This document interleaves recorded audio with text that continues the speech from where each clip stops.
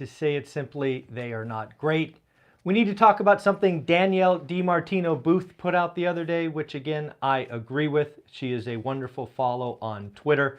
And if you want to understand the economy or economics, you could do a lot worse than following Danielle DiMartino Booth. Finally, I want to talk about something the New York Fed put together, and then I want to ask you, yes, you the viewer, a question about 4% mortgage rates, because I read something yesterday that blew my mind, and I would love to get feedback from all of you. But let's get into the news. Let's start with Target. Obviously, remember, if you saw the daily financial news from yesterday, we had Home Depot, and to say it was an ugly report from Home Depot would be an understatement. Well, Target, you know, as an ex-accountant, you can look at these numbers and say, hey, they beat top line, beat bottom line, not a bad quarter. But when you look at all of the numbers underlying what is going on with Target, it was really, I wouldn't say it's an ugly quarter like Home Depot. Home Depot was bad, like bad. Target was just not great, right? So again, not great. They definitely said that the consumer is buying more necessities. They are more budget conscious, and same-store sales are flat. One thing that I will give credit to Target, again, if you've watched Target for the last 3 quarters, aka 9 months, they had a very large inventory glut, right? They were one of the retailers who likely double and triple ordered, not realizing that that would eventually come back to bite them. The one thing I could say on a positive note for Target is it appears that they have finally gotten their inventory glut under control. But yes, folks, the numbers were not great. Target really is, retailers are telling us the consumer is scared, getting more conservative. TJX, not much better. In fact, I would argue it was worse. They missed on revenue guidance and they lowered expectation. Target held expectations, although given the numbers we see under the covers, it would not shock me if they lower expectations next quarter or perhaps mid-quarter. But yes, folks, TJX, much like Home Depot, lowered expectations, right? So we had Home Depot kind of in the housing space. We had Target kind of middle America. We had TJX, discount stores. I think we're getting a clear picture that retail sales are going to be down or soft in Q2. I wonder what GDP Fed Now has to say. Actually, I will go look at that later. Again, if you follow my channel, you know that I went out on a limb and said that the recession will be flagged Q2 of 2023, the start. We will see if that GDP Now is where it is forecasting for Q2. Let's go on to the lessons of the 1970s. Who said this? Let me make sure I give credit. Fed President Barkin. Fed President Barkin said the #1 rule or lesson from the 1970s is don't quit too soon. This is exactly the talk track I expect to be coming, and one that I've shared with you for months now.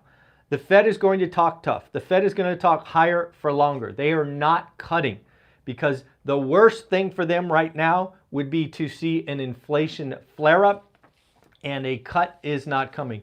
I think the earliest you could expect the Fed cut would be Q1 of 2024, unless something drastically blew up, which, of course, at that point we will see. But right now they're basically just saying commercial banks work it out, right? The economy work it out. So again, we will see where this goes. But yes, 1970s. And if you don't know, I have a 50-year spreadsheet that we give away for free documenting, I don't know, what is it, 30 different statistics. It is really eye-opening when you go back to the 70s and 71 and 72 and then roll through 2022. So actually it's a 52 or 53-year spreadsheet.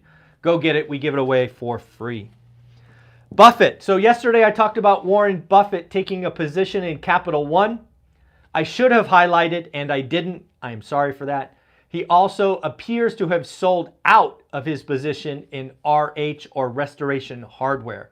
Restoration Hardware is that high-end, I don't know, housing supplier, and they had a pretty rough quarter. It looks like the Buffett floor under RH has been removed, and given that, I would suspect that the stock is in some trouble. Hey, Kip, how you doing, man? Thanks for the super chat. I appreciate you very, very much. Thank you, thank you, thank you. Let's talk about mortgage apps. So last week, mortgage apps went up 5%. Mortgage apps went down where is it? So many notes. 4.8%. Mortgage apps was down 4.8%. The mortgage rate average went up to 6.57. I suspect what we are seeing in the bond market and the mortgage market with the spread widening, it actually went from 308 to 313, is all about this debt ceiling nonsense. I think everybody out there expects a deal to be done, but the bond market and the mortgage market wouldn't be doing their job if they didn't price in something. So once this gets behind us, I do believe that spreads will come down.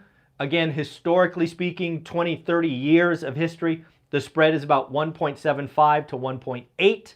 Today it sits at over 3.0. So again, really, really wide. So again, we'll be watching for that. I want to talk about Danielle DiMartino Booth. Again, she is a wonderful follow. I don't always agree, but I always appreciate her thoughts and feedback. She came out hard. She came out hard on Janet Yellen. She basically said, this is my summary, I don't want to put words in her mouth. She basically said, liar, liar, pants on fire. She basically said Janet Yellen is trying to create a sense of urgency. Janet Yellen, frankly, is doing her job, right? She should be creating a sense of urgency under Congress and the president to negotiate an agreement. But Danielle basically said, liar, liar, pants on fire. June 1st is not the X date. X date meaning the date that we can't pay our bills. She thinks it is substantially further away. But again, I would argue, just like we talk about the Fed presidents and their tool, right, talking tough, Janet Yellen should light a fire under Congress and the president to work something out, get this behind us, so we can once again remove, frankly, a self-imposed obstacle that we just don't need in this environment. So again, Janet Yellen, liar, liar, pants on fire. Thought that was pretty interesting. Let's talk about this 4%. I wrote 4% over here. So I want to ask you a question. I read a post and article that says the following, and frankly, I don't understand it. I want to hear from you because again, I try to read all things. I want to try to understand where I have a blind spot. Sometimes I have a blind spot, and sometimes I read things and I go, thank you, now I get it. But let me ask you this. I read an article that basically said, if mortgage rates fall from today's rate of 6.5% to 4%, right, 6.5 to 4, that the housing market will crash. Seriously, I read that, and that thing got hundreds of thousands of views. People agree with this. Again, I want to ask you, mortgage rates fall from 6.5 to 4%. The thesis of this article is that 4% will unlock supply. I agree. In fact, I've told you that I think 4% would be the number. But apparently when you unlock supply, you don't unlock demand? Are you kidding me? You got to remember that the part of the market we're missing and why I called 4 million transactions being the bottom a year ago is because the move-up buyer is absent. What would happen if rates went to 4%?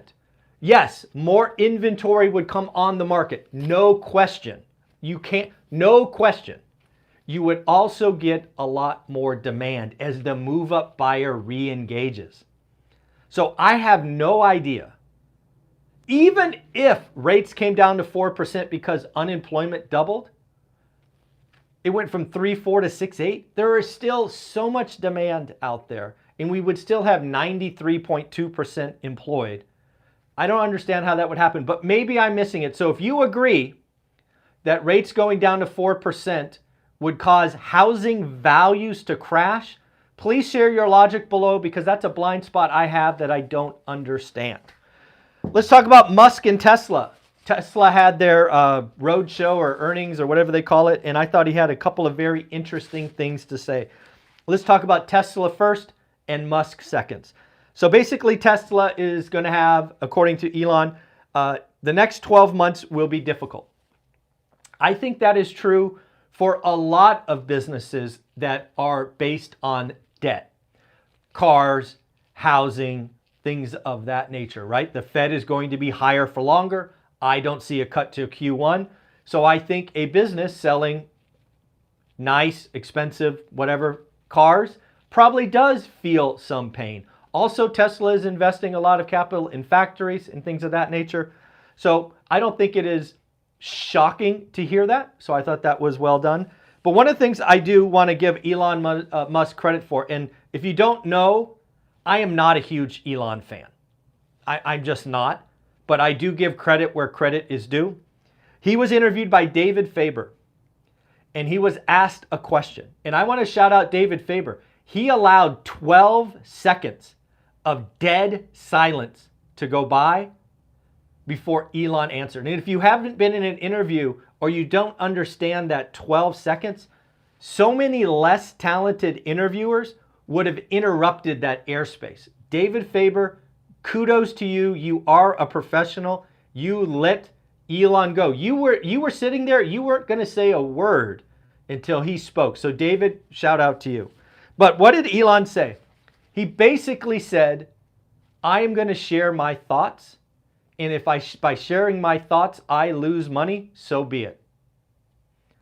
That's kind of a breath of fresh air. How many CEOs, how many power brokers, how many billionaires will say their opinion behind closed doors and not share it publicly because it will hurt them? Hey, Adam, how you doing, man? Appreciate it. Thank you. So again, thank you for the super chat, Adam. So again, I am not an Elon fan. I am not a fanboy. In fact, I would never touch Tesla stock because I think it's a cult. But when somebody does something that I respect, I want to give them credit, especially if I am not a fan. So I thought Elon stepping up and saying what I hope all power brokers would say, nice job. Kudos to you. So New York Fed and housing. This is very, very interesting. So just yesterday, I talked about $17 trillion in debt, right? That's a big number, the first time we have hit that. But again, remember something I'm trying to educate and share with you. It is about payment, not debt. What do I mean by that? Well, folks, let's just step back in a time machine, or let's go back and look at history. 14 million homes or properties were refinanced during during the pandemic. 14 million. 5 million extracted cash out refi, $430 billion. What about the other 9? That's the power of owning real estate, cash flow, rate and term refis. 9 million people, of which I did several, I think 7 or 8. I didn't take cash out, 7 or 8, just simply rate and term. 9 million homeowners and investors did not extract any equity. They simply lowered their monthly housing payment. How much, you ask? Great question. According to the New York Fed, 9 million folks lowered their annual housing burden, housing cost, $24 billion. If you would like me to do some simple math for you, that is $2 billion a month. So if you have $2 billion more in disposable income, right? That $2 billion used to go to housing. You did a rate and term. Now that ends up in your savings or checking account. $2 billion. $2 billion. Think about that. If you had an extra $2 billion or 2 million or 200 grand or 20 grand, whatever your number is, you could take on more credit if you wanted. So again, this talk track of 17 trillion is going to end the world. Folks, it is about the blended interest rate. It is about total commitments and things of that nature. Are some people over leveraged? Of course they are. Of course they are. But let's remember, there was at least 9 million people who chose to on purpose lower their monthly burden by the tune of $2 billion or $24 billion a year. $2 billion a month, $24 billion a year. Next up, let's talk about Daryl Fairweather, chief economist at Realtor.com. She is now talking about quiet quitting of sellers. 21.3% fewer home for sales. Sellers bowing out. Altos research talking about median home price up to $419K. Folks, if you were watching this channel, you knew this was coming a year ago. We've had this discussion. More and more people are talking about interest rate lock-in and all of those things. We were a year ahead of the game, and I want to celebrate that with you. A couple of quick things. I want to let you know about my office in Fresno called The Hub. It's right there on Van Ness near Fresno City College. The Hub is finally coming into my vision. We have finally added an amazing insurance resource who is going to take space. And I believe Matt, the mortgage guy, is going to add a resource there. So when you think about what I'm trying to build at the Hub, we have real estate agents, we have handyman, we have insurance, we have mortgage, we have other investors, we have real estate brokerage going in there with Ty. The Hub is meant to be two things. One, a one-stop shop for anybody who would like to kind of follow my footsteps in Fresno, California. It is meant to be a one-stop shop for anybody who wants to buy or sell in Fresno, California. And I am hoping that the Hub gives you and I a lot more stories to tell. I want to document VA. I want to help a veteran or somebody who's currently serving buy a home and document that story. I want to document first-time home buyers going in, working with Patrick or another agent and tell that story. I want the Hub to be a spot where we create stories and we encourage folks to get on the property ladder. And then second, something else I'm trying to do in Fresno, California, I want to put it here in the Daily Financial News. I want to buy some businesses. I want to take what Cody Sanchez is putting out there and follow that model. I want to buy some businesses. I would love to buy a landscaping business. I would love to buy businesses in Fresno, California that are in and around real estate. So if you happen to be in Fresno, California or know of a business for sale, reach out. Let's talk about it. Lots going on. And of course, don't forget Sunday, there's only a couple of dozen spots left. If you want to come ask a question of Dion, Mike, myself, or the Lumberjack, you need to register. It's going to cap out at 100. It will sell out. Buy it below, $47, 3 hours, all of us together going deep. And then finally, let's congratulate Andrew for getting his next deal. And let's congratulate Josiah for getting his first deal with one rental at a time. It is his golden ticket. Folks, this is your Daily Financial News. We do this every day. Hope you enjoy it. Have fun. Take care. Like, subscribe, comment. And don't forget, this is going on Twitter. So if you want to follow me on Twitter, it is just one rental at a time. If you're on Twitter, do me a favor. Share this video. Let's get more and more people seeing it. Okay, take care. Bye.